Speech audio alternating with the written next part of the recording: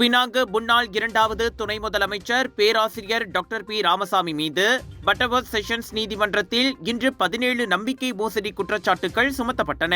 Penang Hindu அறப்பணி வாரியத்தின் தலைவராக இருந்தபோது கிட்டத்தட்ட 8,60,000 ரிங்கெட்டை மோசடி செய்ததாக 76 வயது ராமசாமி குற்றம் சாட்டப்பட்டார்.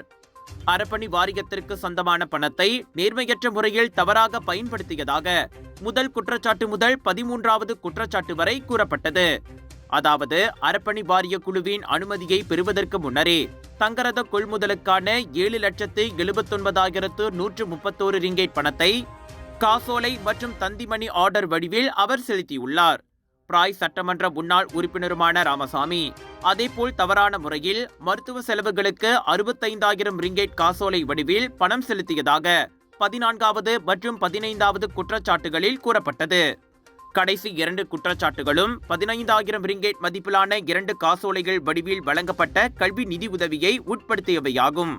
மேற்கண்ட அனைத்து குற்றங்களும் 2019 மே 2ஆம் தேதி முதல் 2023 ஏப்ரல் 18ஆம் தேதி வரை ஜார்ஜ்டவுன் பிராங்கின் மால் மற்றும் கொம்தார் கட்டடங்களில் 2 வங்கிகளில் புரியப்பட்டதாக குற்றச்சாட்டில் தெரிவிக்கப்பட்டது.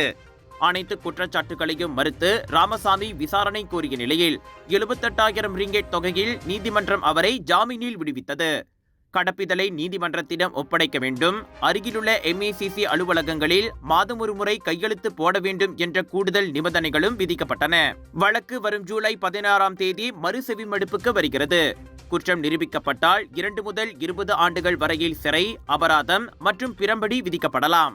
ராஜயோகாவின் மங்களகரம் நிறைந்த தனித்துவம் கொண்ட சூடம், ராஜயோகாவின் தெய்வீக நறுமணம் நிறைந்த அகர்பத்திகள் மற்றும் இயற்கையான நறுமணம் கொண்ட ராஜயோகாவின் சாம்பிராணிகள் என பூஜைக்கான தேவைகளை உங்களிடம் கொண்டு வருகிறார்கள் ராஜயோகா.